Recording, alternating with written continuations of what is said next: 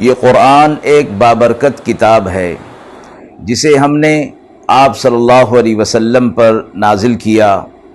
تاکہ لوگ اس پہ غور اور فکر کریں اور تاکہ اہل فہم اس سے نصیحت حاصل کریں۔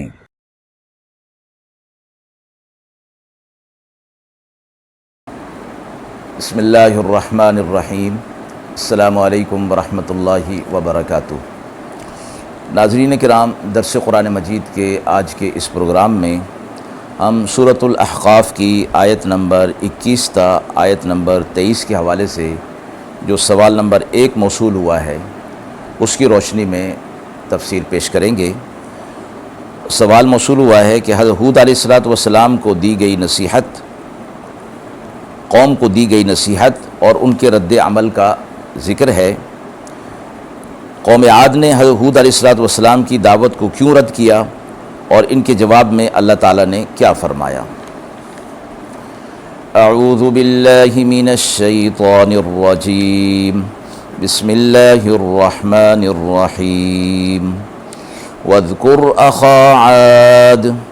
اذ انذر قومه بالاحقاف وقد خلت النذر من بين يديه ومن خلفه ألا تعبدوا إلا الله إني أخاف عليكم عذاب يوم عظيم قالوا أجئتنا لتأفكنا عن آلهتنا فأتنا بما تعدنا إن كنت من الصادقين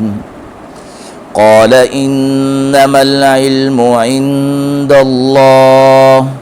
وأبلغكم ما أرسلت به ولكني أراكم قوما تجهلون۔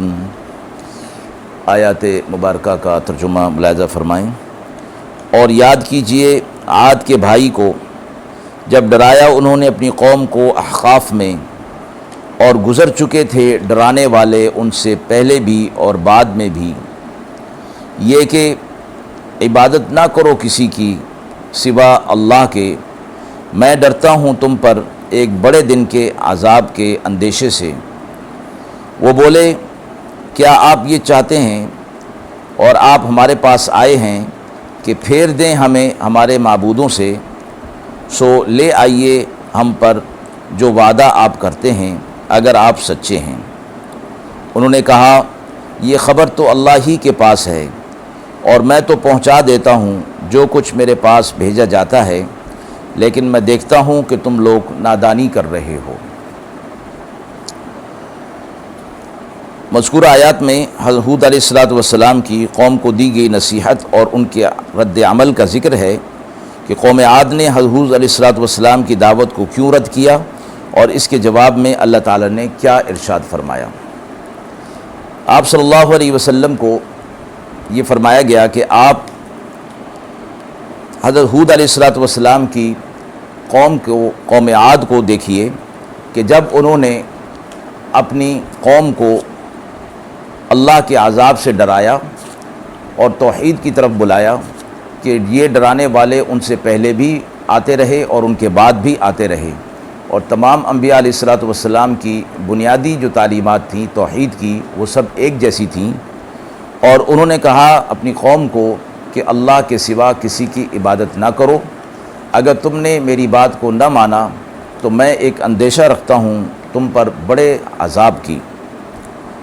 قوم نے کہا کہ آپ ہمارے پاس اس لیے آئے ہیں اور آپ ہمیں اس لیے اس چیز کی دعوت دے رہے ہیں کہ آپ ہمیں ہمارے معبودوں سے دور کر دیں، سو ایسا تو ہم کرنے والے نہیں ہیں، البتہ آپ جس چیز کا ہم سے وعدہ کر رہے ہیں، جس چیز سے ہمیں ڈرا رہے ہیں، مراد عذاب ہے، وہ آپ ہم پر واقع کر دیجئے۔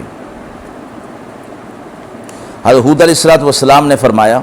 کہ اس عذاب کے آنے کا علم تو اللہ کے پاس ہے، میں تو وہ چیز تمہیں بتا دیتا ہوں جو مجھے بذریعہ وحی بتائی گئی ہے،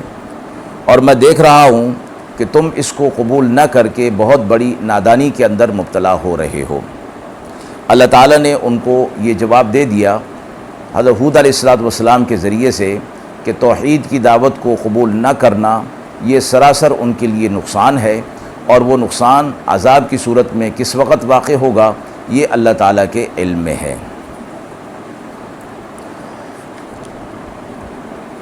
اگلی آیت کے حوالے سے جو سوال نمبر 2 موصول ہوا ہے، وہ سوال آیت نمبر 26 تا آیت نمبر 24 تا آیت نمبر 26 کے حوالے سے ہے کہ ان میں قوم عاد پر اللہ تعالیٰ کے عذاب کے آنے کا تذکرہ ہے۔ اس عذاب کے آنے کی نوعیت کیا تھی اور اس کے آنے کی وجوہات کیا تھیں، اور اس عذاب کے حوالے سے ہمیں اللہ کی نافرمانی کی اہمیت کیا سمجھ میں آتی ہے۔ اعوذ باللہ من الشیطان الرجیم، بسم اللہ الرحمن الرحیم۔ فلما رأوه عارضا مستقبل أوديتهم قالوا هذا عارض ممطرنا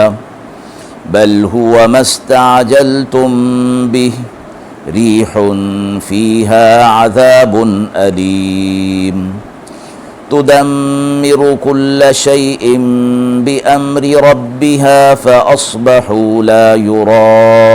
إلا مساكنهم كذلك نجزي القوم المجرمين ولقد مكناهم في ماء مكناكم فيه وجعلنا لهم سمعا وأبصارا وأفئدة فما أغنى عنهم سمعهم ولا أبصارهم ولا أفئدتهم من شيء إذ كانوا يجحدون بآيات الله وحاق بهم ما كانوا به يستهزئون۔ آیات مبارکہ کا ترجمہ ملاحظہ فرمائیں۔ پھر جب دیکھا اس کو ابر سامنے آیا ان کی وادیوں کے مقابل، کہنے لگے یہ ابر ہے کہ ہم پر برسے گا، نہیں یہ تو وہ چیز ہے جس کی تم جلدی کیا کرتے تھے، ہوا ہے جس میں عذاب ہے دردناک، اکھاڑ پھینکے گی ہر چیز کو اپنے رب کے حکم سے۔ پھر کل کو رہ گئے کہ کوئی نظر نہیں آتا تھا سوا ان کے گھروں کے، یوں ہم سزا دیتے ہیں مجرموں کو۔ اور ہم نے قدرت دی تھی ان کو ان چیزوں کی جنہیں تمہیں قدرت نہیں دی گئی، اور ہم نے ان کو دیے تھے کان اور آنکھیں اور دل، اور پھر کام نہ آئے ان کے کان اور نہ ان کی آنکھیں اور نہ دل کسی چیز کے حوالے سے، اس لیے کہ یہ لوگ انکار کرتے تھے اللہ کی آیات کا، اور الٹ پڑی ان پر وہ بات جس کا وہ مذاق اڑایا کرتے تھے۔ پچھلی آیت میں قوم عاد پر جس عذاب کا اندیشہ ہود علیہ السلام نے فرمایا تھا، ان آیات کے اندر اس عذاب کا تذکرہ ہے اور اس کی نوعیت کو ذکر کیا گیا ہے کہ جب اللہ کی طرف سے حجت پوری ہو گئی اور ان پر عذاب کا فیصلہ ہوا تو اللہ نے ان پر ایک ابر بھیجا، بادل بھیجا، جس کو دیکھ کر وہ خوش ہو گئے کہ یہ ہم پر برسے گا، لیکن وہ برسا نہیں بلکہ اس کے اندر ایک سخت ہوا تھی، آندھی تھی، جس نے ان کی تمام چیزوں کو پٹخ دیا اور کوئی بھی چیز باقی نہ رہی سوا ان کے گھروں کے۔ تباہی اور بربادی ان کے سامنے آ گئی۔ فرمایا کہ ہم اسی طرح مجرم لوگوں کو سزا دیتے ہیں۔ اسی حوالے سے اہل مکہ کو یہ تنبیہ کی گئی کہ ہم نے قوم عاد کو تم سے زیادہ قدرت دے رکھی تھی، یعنی دنیاوی ساز و سامان اور قوت ہم نے تم سے زیادہ دی تھی، لیکن یہ تمام چیزیں بھی انہیں اللہ کے عذاب سے نہ بچا سکیں۔ تو دراصل یہ ان کے لیے ایک تنبیہ ہے اور ان کے لیے ایک سبق ہے کہ اللہ کی نافرمانی کرنے والے کسی طرح بھی اپنے آپ کو اللہ کے عذاب سے نہیں بچا سکتے۔ ان کے پاس جو قوتیں تھیں، قدرتیں تھیں اور ان کی توانائیاں تھیں، وہ سب بیکار ہو گئیں اور ان کے کام نہیں آئیں، یہی فرمایا کیوں ایسا ہوا؟ اس لیے کہ وہ اللہ کی آیات کا انکار کیا کرتے تھے، اور اس کے ساتھ ساتھ انکار کی صورت میں جس عذاب سے انہیں ڈرایا جاتا تھا اس کا وہ مذاق اڑایا کرتے تھے۔ تو وہی ساری چیزیں ان کے اوپر الٹ پڑیں اور کسی چیز نے ان کی مدد نہیں کی، عذاب ان پر واقع ہو کر رہا۔ ناظرین کرام، ہم امید کرتے ہیں کہ موصول شدہ سوالات کی روشنی میں جو تفسیر پیش کی گئی وہ آپ کے لیے قابل اطمینان ہوگی۔ اس حوالے سے آپ کے بھی کوئی سوالات ہوں تو ضرور کمنٹ باکس میں دیجئے، انشاءاللہ ان کے جوابات دینے کی پوری کوشش کی جائے گی۔ وآخر دعوانا ان الحمد للہ رب العالمین۔